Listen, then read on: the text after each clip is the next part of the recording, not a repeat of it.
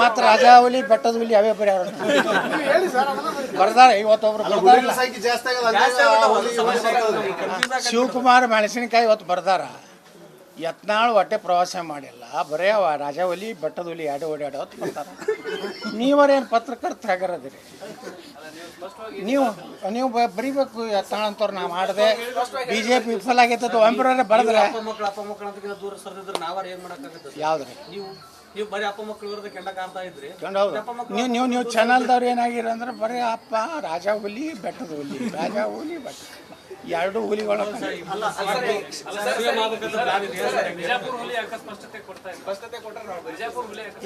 ಎದ್ರ ಸ್ಪಷ್ಟತೆ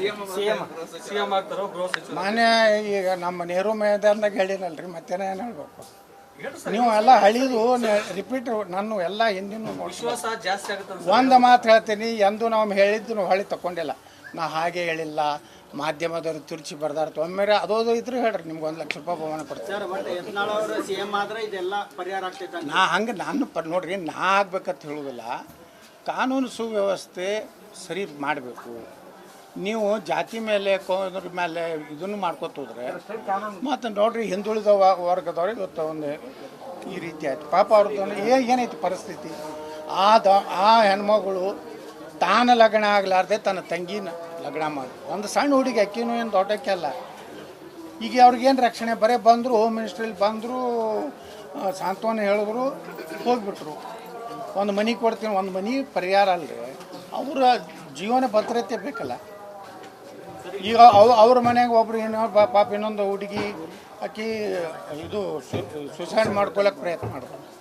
ಇದೆಲ್ಲ ಸೀರಿಯಸ್ ಐತ್ರಿ. ಅದಕ್ಕೆ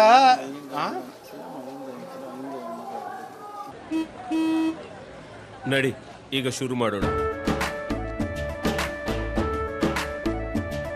ಕೇಸರಿಯಿಂದ ಮನೋಲ್ಲಾಸ ಮನಸ್ಸು ಮತ್ತೇರಿ ಕುಣಿದಾಡಿದೆ ನೋಡು, ಮನಸ್ಸು ಮತ್ತೇರಿ ಕುಣಿದಾಡಿದೆ ನೋಡು.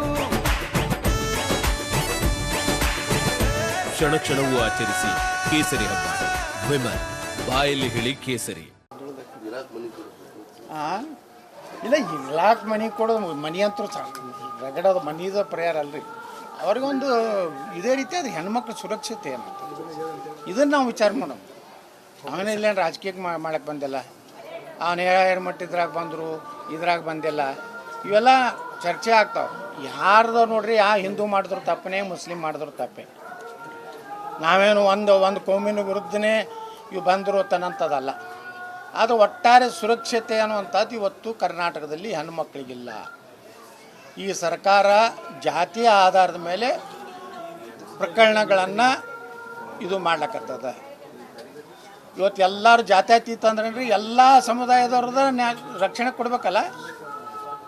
ಅದಕ್ಕಿದ್ದಂಥ ಇಂಟ್ರೆಸ್ಟ್ ಇದಕ್ಕಿಲ್ಲ, ಇದಕ್ಕಿದ್ದಂಥ ಇದನ್ನು ಈಗ ಇಷ್ಟೆಲ್ಲ ಕ್ರಮ ತೊಗೊಂಡ್ರಲ್ಲ. ಈಗ ಅದನ್ನೇ ಮೊದಲೇ ನೀವು ಮೂಲ ಅಂದ್ರೆ ಎಲ್ಲರೂ ಹೇಳೋದು ಹುಬ್ಳಿ ಧಾರವಾಡದಾಗ ಗಾಂಜಾ ಅಫೀಮ್, ಇದನ್ನು ನೀವು ಇದು ಮಾಡಿರಿ ಸಂಪೂರ್ಣವಾಗಿ. ಇಲ್ಲಕಂದ್ರೆ ಇಡೀ ಯೋಜನಾಂಗನೇ ಹಾಳಾಗಿ ಹೋಗ್ತದೆ. ಇವತ್ತು ಬೆಂಗಳೂರಿನಾಗ ಏನು ಆಗ್ಲಕ್ಕತ್ತದ?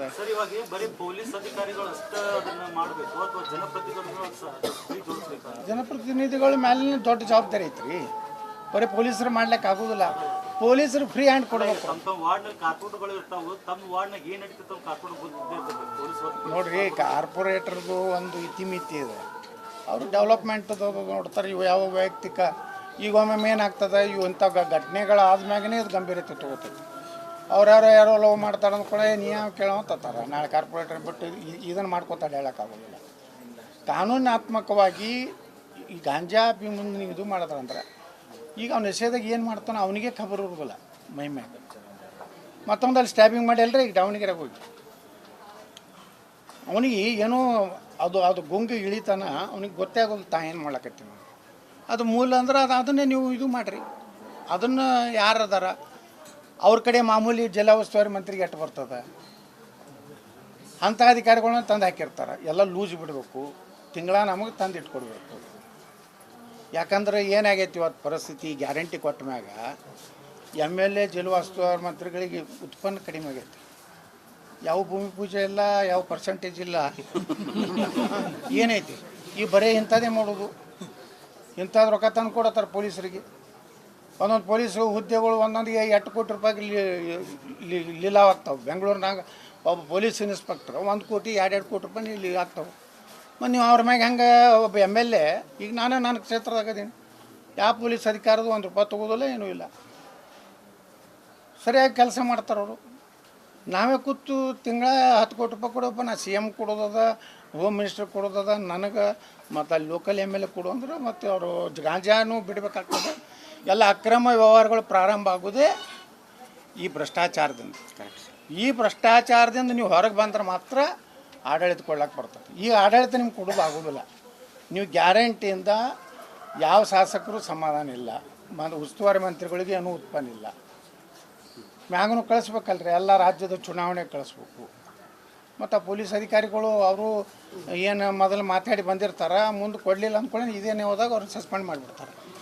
ನಿನಗೆ ಹೇಳಿದ್ದೆ 2 ಕೋಟಿ ತಂದೆ ನೀನು ಕೊಟ್ಟಿಲ್ಲ, ಅದಕ್ಕೆ ಇದು ಸಿಕ್ಕಿ ಬಾ ಮಗನ ಅಂತೇಳಿ ಅದು ಸ್ಥಳೀಯ ಶಾಸಕರು ಮೊನ್ನೆ ಪ್ರಸಾದ್ ಅಬ್ಬಾಯಿ ಅವರು ಲೇಟ್ ಆಗಿ ಬಂದು ಸಾಂತ್ವನ ಹೇಳಿದ್ರು. 8 ದಿವಸಕ್ಕೆ ಬಂದ್ರೆ ನಾವು ಕೇಳುವಂತ ಒಂದು ಕ್ವಶನ್ ಕೇಳಿದ್ರೆ ನಾವು ಫೋಟೋ ಪೈಸ್ ಬರುವಂತ ಅವಶ್ಯಕತೆ ಇಲ್ಲ ಅಂತ ಹೇಳ್ತಾರೆ. ಫೋಟೋ ಪೈಸ್ ಬಂದು ನಾನು ಭೇಟಿ ಕೊಡುವಂತ ಸಂದರ್ಭ ಇಲ್ಲ, ನಮ್ಮದೇ ಆದ ವೈಯಕ್ತಿಕ ಕಾರಣಗಳು ಇದ್ವು ಅಂತ.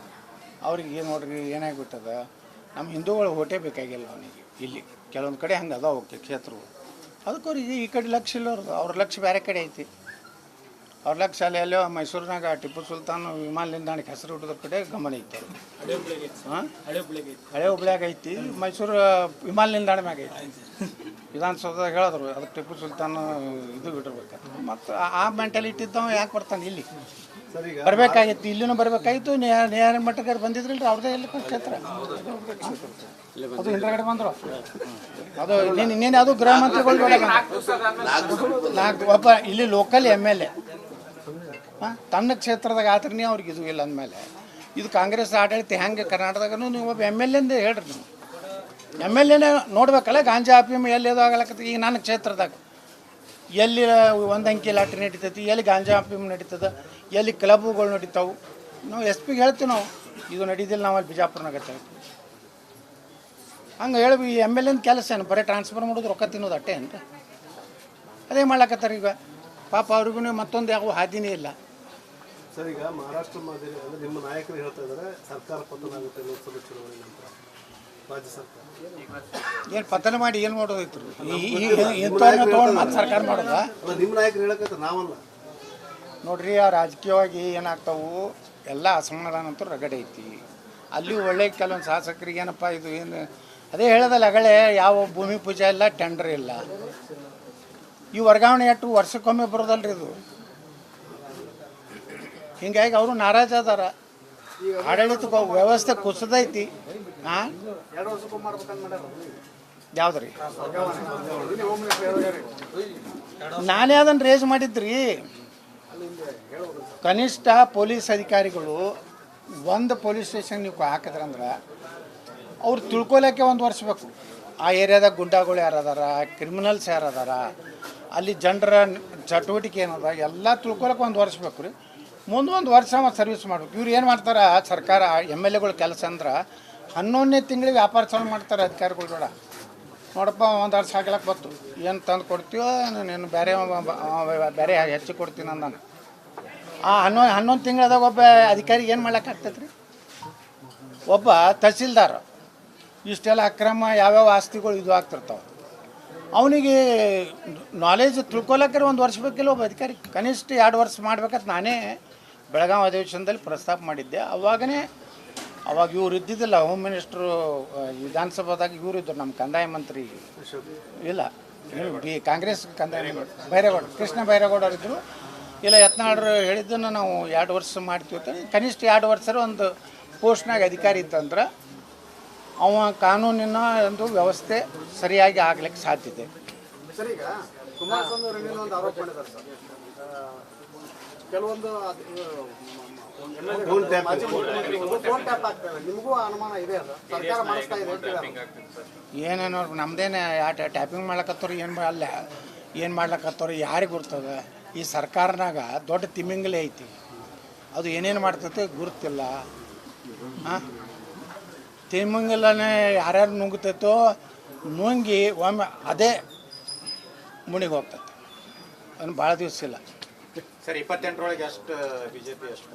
ಯಾರಿಲ್ಲ ನಾನು ಜ್ಯೋತಿಷ್ ಹೇಳಕ್ಕೆ ಕವಡಿ ಹೋಗಿಲ್ಲ ಏನ್ರಿ ಅಲ್ಲಿ